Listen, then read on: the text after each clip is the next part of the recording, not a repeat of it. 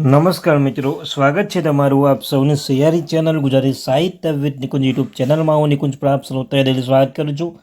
આજના વિડીયોમાં વાત કરવાની છે સરકારી કર્મચારી આનંદ માટે। મિત્રો, આખરે આ તારીખે કરોડો સરકારી કર્મચારીઓનું ચૂકવાશે કોરોના સમયનું જે બાકી 18 મહિનાનું બાકી મોંઘવારી ભથ્થાનો આદેશ। સરકાર દ્વારા કર્મચારીઓને અપાશે 2,18,000 રૂપિયા। મિત્રો, લેટેસ્ટ અપડેટ આવી રહી છે, તેના વિશે આપણે વિડીયોમાં ચર્ચા કરીશું।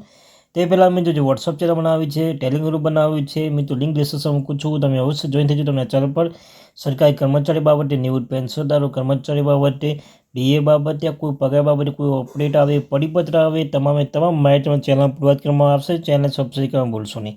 તો ચાલો વિદ્યાર્થી મિત્રો, 10 નંબર વિડીયોની શરૂઆત કરીએ છીએ। તો મિત્રો, કેન્દ્રીય કર્મચારી માટે સરકાર ટૂંક સમયમાં આ વર્ષના પ્રથમ 6 મહિનામાં ડીએ વધોડીની જાહેરાત કરી છે।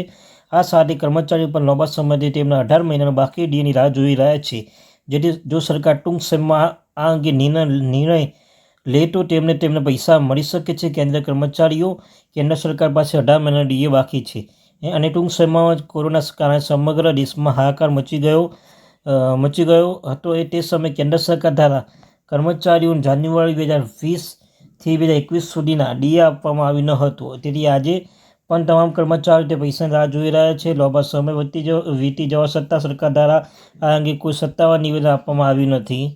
ત્યારબાદ મિત્રો, 18 મહિનાનું બાકી ડીએ ફરી ન્યૂઝમાં આવી ગયું છે કે તેમને જણાવી દઈએ કે ડીએ લઈને ફરી એકવાર ચર્ચામાં આવી રહી છે અને કર્મચારીઓની આસામ ફરી ઊભી થવા લાગી છે।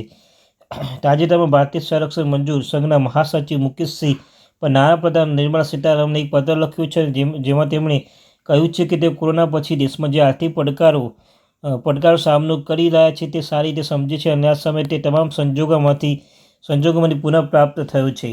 ત્યારબાદ મહામંત્રી સિંઘ વતી હવે આ માગણી કરવામાં આવી છે કે કર્મચારી બાકી ડીએ હવે રિલીઝ કરવામાં આવે, જેથી કર્મચારીઓ પર રાહત મળશે।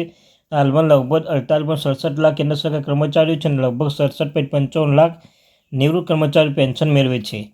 ત્યારબાદ મિત્રો, કર્મચારીને બાકી ડીએ હવે રિલીઝ કરવામાં આવે, જેથી કર્મચારીઓ હવે રાહત મળશે। હાલ દેશના લગભગ 68.67 લાખ મિત્રો એ કેન્દ્ર કર્મચારીઓ છે। આ વર્ષના પ્રથમ અર્ધવાર્ષિક ગાળામાં કર્મચારીઓ ડીએમાં 4% વધારો થયા બાદ હવે કર્મચારી કુલ 50% ડીએ 50% થશે, જે કર્મચારી માટે મોટો ફાયદો થશે અને હાલમાં સરકાર દ્વારા કર્મચારીઓને 46% મોંઘવારી ભથ્થું પણ આપવામાં આવશે।